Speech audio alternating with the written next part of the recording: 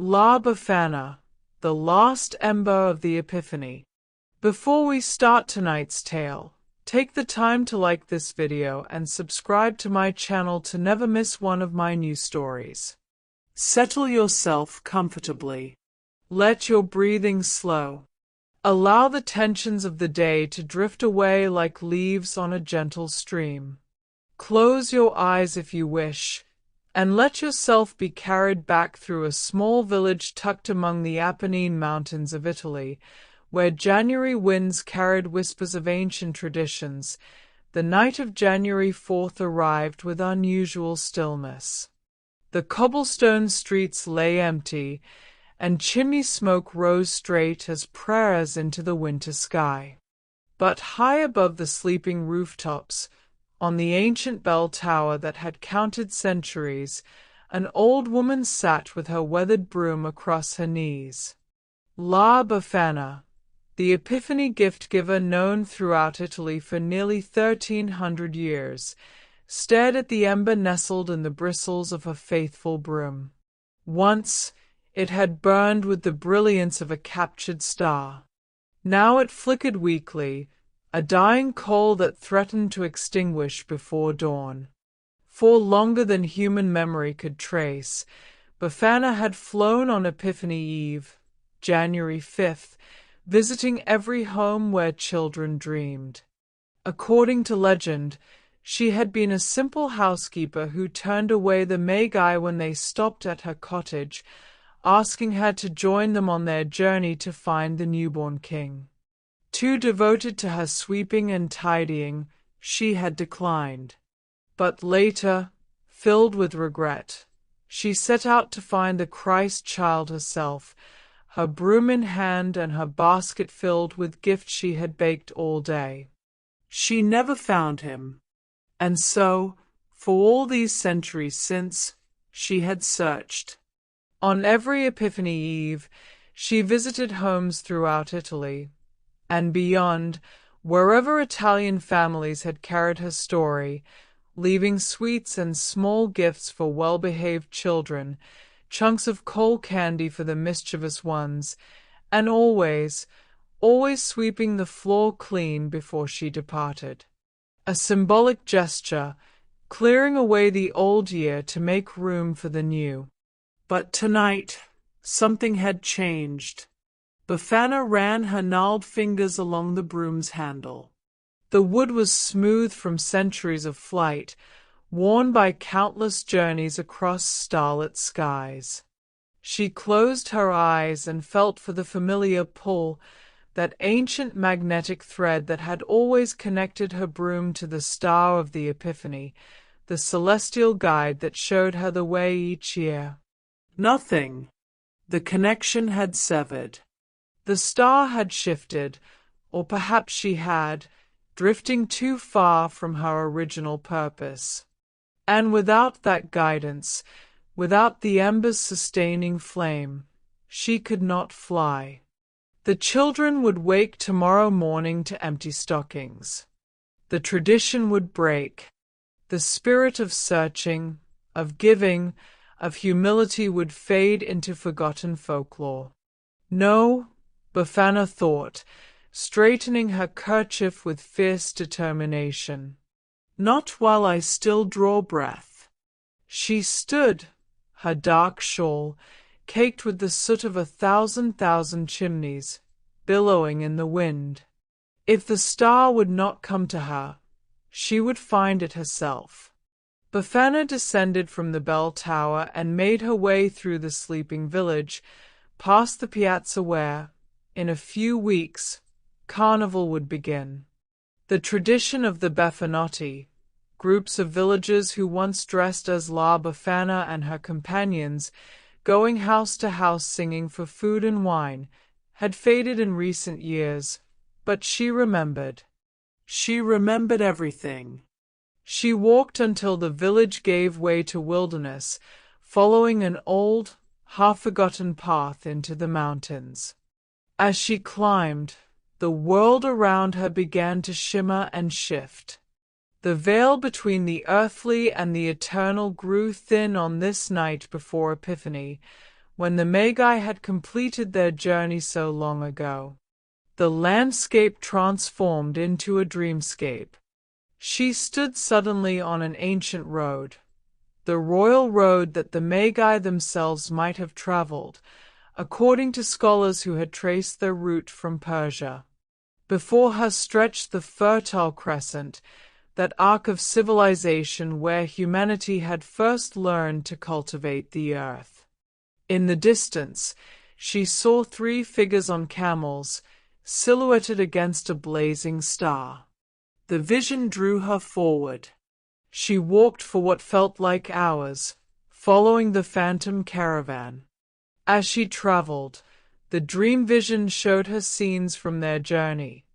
The Magi studying the heavens, following ancient prophecies, debating the meaning of the astronomical conjunction that had appeared in the sky. Scholars today still argued whether it had been Jupiter, a supernova, or something beyond natural explanation.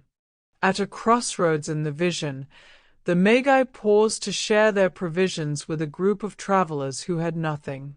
One of them, perhaps Melchior, perhaps Balthazar, perhaps Gaspar, for the Bible never named them, broke his own bread to feed a hungry child. Generosity, Befana understood.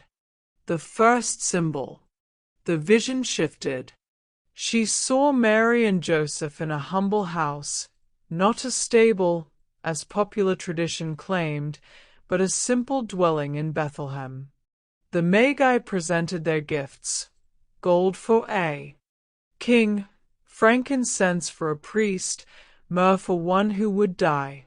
Each gift is meaningful. Each one a sacrifice. Sacrifice, Befana recognized. The second symbol.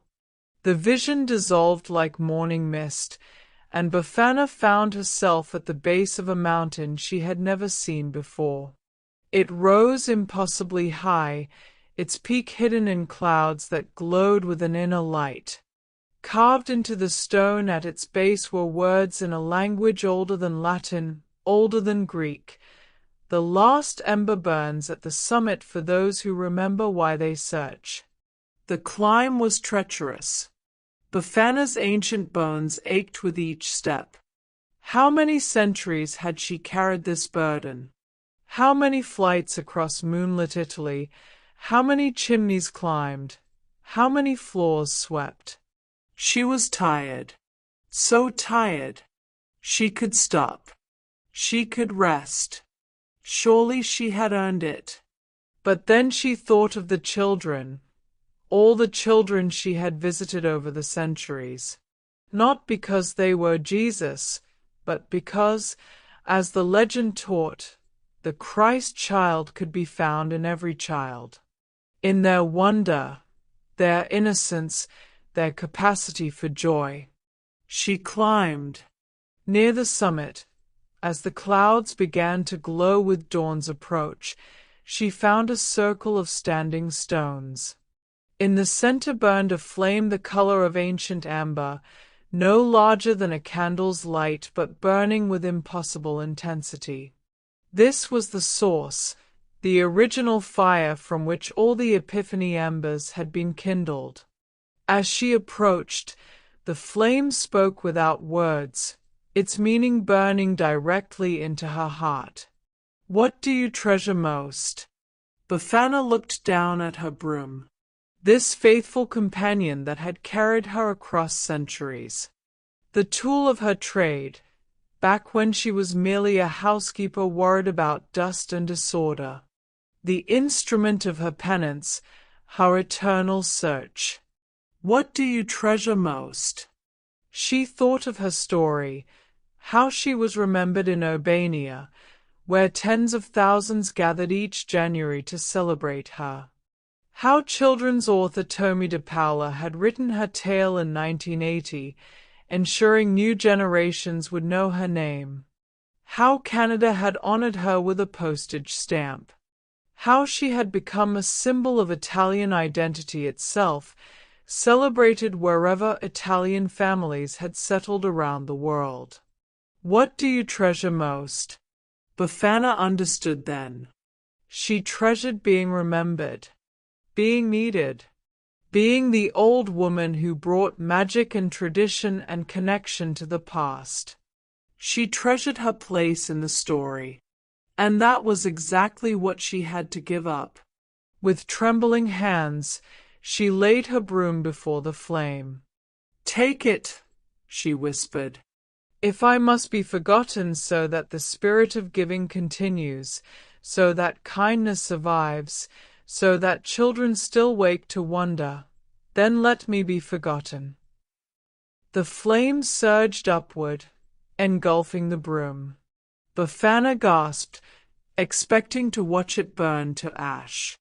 But instead, the broom absorbed the light, drawing it in until the ancient wood glowed from within. The ember in its bristles blazed back to life, brighter than ever before. The broom rose from the flames and returned to her hands, transformed. It thrummed with power, with purpose, with something deeper than magic, with truth. "You were never searching for the Christ child," the flame communicated. "You were searching for your own humility. The moment you chose giving over glory, sacrifice over story, you found what you sought." Befana wept then, her tears cutting clean tracks through the soot on her weathered face. All these centuries, and she had never understood. The journey itself had been the answer. The searching had been the finding. The giving had been the gift. The vision of the mountain faded. She stood once more in the village square, beneath the bell tower. The clock showed 5 minutes until midnight, 5 minutes until January 5th, the Epiphany Eve.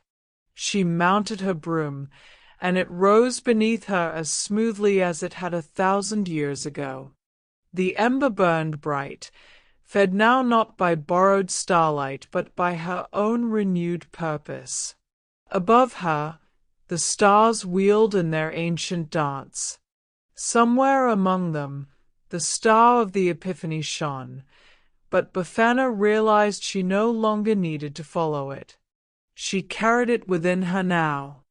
Through the night she flew, from house to house, from chimney to chimney. She left candies and chocolates for the good children, the traditional coal candy for those who needed gentle reminding. She swept each floor clean, not because she was obsessed with tidiness, but because she understood now what it symbolized, making space for new growth, new grace, new beginnings. In a small apartment in Rome, near Piazza Navona where the Christmas market still bustled, she left gifts for 2 children whose parents struggled to make ends meet. In a villa in Tuscany, she left a single piece of coal candy for a boy who had bullied his sister, but tucked a note beside it. "Tomorrow is a new day. Choose kindness." As dawn approached, Befana completed her final visit, a house in the very village where her night had begun. An elderly woman lived there alone, her children grown and moved away. Befana left no candy, no gifts. Instead, she swept the floor with particular care and left a small note on the table. "You are not forgotten. You are not alone." She mounted her broom one last time as the sun rose over the Apennines, painting the snow-covered peaks in shades of rose and gold. January 6th had arrived. Epiphany, the 12th day of Christmas, the day when the Magi had finally reached Bethlehem. The day when what is sought is finally found. Befana didn't know if she would be remembered in another 100 years. Traditions changed. Santa Claus had already begun to replace her in some Italian homes, as the world grew more connected and old customs faded. Perhaps one day, children would no longer hang stockings on January 5th.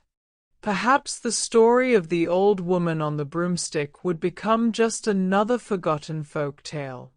But in this moment, on this morning, as she flew back to her resting place in the mountains, Befana understood that it didn't matter. The spirit of giving, true giving, the kind that expects no recognition, no reward, no remembering, would survive as long as there were hearts humble enough to practice it. She was not the gift. She was merely the giver. And that, she realized as her broom carried her home through the brightening sky, had always been enough. L'Epiphania tutla fest porta via. The Epiphany takes all the holidays away. So goes the old Italian saying, marking the end of the Christmas season. But as the winter sun rose over Italy on that January 6th, the spirit of the season, the spirit of searching, of giving, of humbling oneself to serve others, did not end. It simply changed form, as all lasting things do, and continued forward into the new year. And somewhere in the mountains, an old woman slept peacefully, her broom leaning against the wall, its ember burning steady and true. Author's note: this story draws upon authentic Italian folklore and historical traditions. La Befana has been a cherished figure in Italian culture since at least the 8th century, though her roots may extend even further back to ancient Roman celebrations of the goddess Strinia, who presided over New Year's gifts. The tradition of the Befanotti, groups who dressed as Befana and went house to house singing, was documented throughout regions like Tuscany and reflects Italy's rich tradition of community celebration. The Magi's journey, while brief in biblical accounts, has been the subject of centuries of scholarly research.